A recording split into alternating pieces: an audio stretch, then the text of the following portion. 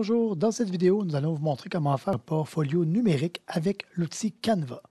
Donc, votre enseignant, par exemple, pourra avoir déposé les documents, les images dans la section fichiers de votre équipe. On va aller dans la section fichiers.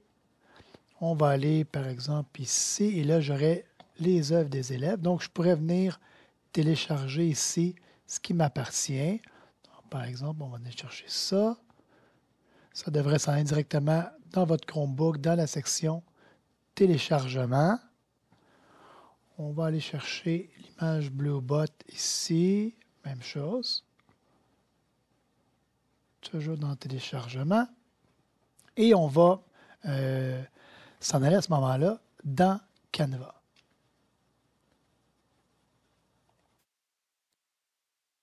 Donc, je suis toujours dans mon équipe ici. Je vais aller chercher ma page d'accueil. Je vais aller ouvrir l'outil Canva. Je dois absolument penser de me connecter avec mon adresse du centre de service, donc continuer d'une autre façon avec Microsoft. Et je dois entrer mon adresse csshl.québec.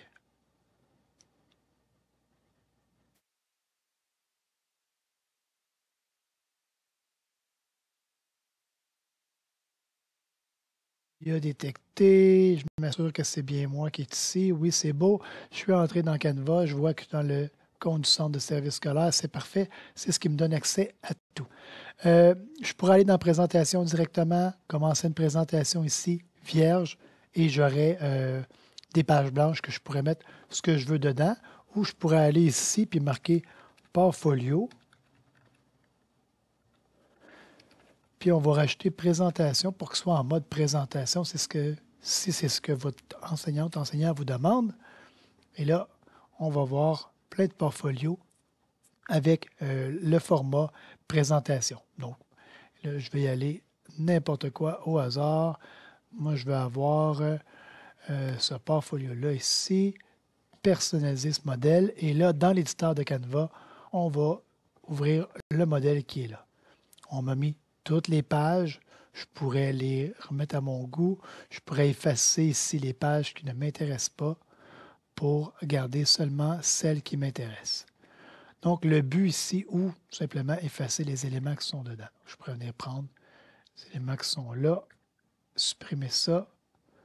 Puis là, par exemple, je garde ça comme ça. Et là, je vais pouvoir venir dans cette page-ci, la page du début. Et portfolio, on va enlever les creatives.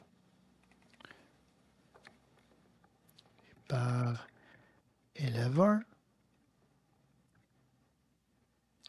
Ça, j'en ai pas besoin. Ça, j'en ai pas besoin. Je pourrais toujours marquer ici pour aider mon prof. Groupe 44.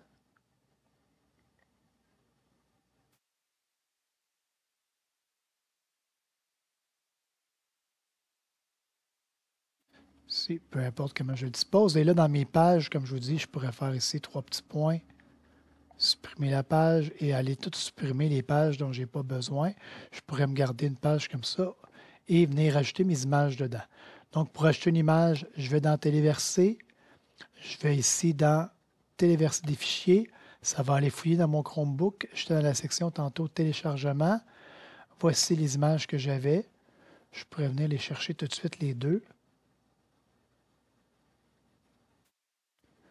Lorsqu'elles sont complètement chargées, comme ça sera le cas bientôt, là, je peux venir maintenant cliquer dessus puis l'intégrer directement dans dans ma page. Je pourrais sinon passer par éléments.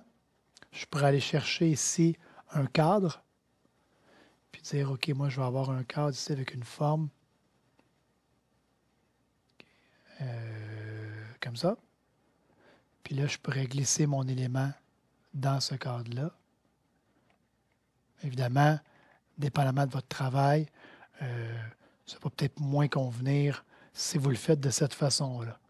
Donc, peut-être plus simple de le faire directement avec l'image comme on le fait ici. Et donc, vous pourriez avoir un titre. Je peux venir mettre ici un sous-titre pour dire « Mon robot ». Et là, si je ne veux pas me casser la tête, je pourrais venir faire 3 petits points, dupliquer la page. Donc, j'aurai une autre page pareille. Ici, c'est mon iPad. Je supprime ça. Je retourne dans Téléversé. Je prends l'autre image. Je la glisse ici. Je le place comme je veux dans ma page. Et j'ai ça. Lorsque j'ai terminé, tout ce qui est en bas me convient. Je vérifie chacune des pages. Tout est correct. Donc, j'ai enlevé ce qui traînait là-dedans. Je vais aller dans Partager. Je vais aller dans ici. Souvent, le bouton est ici, mais s'il n'est pas là, on va aller dans Plus. Ce qu'on cherche, c'est les deux petites mailles de la chaîne ici, le lien de consultation.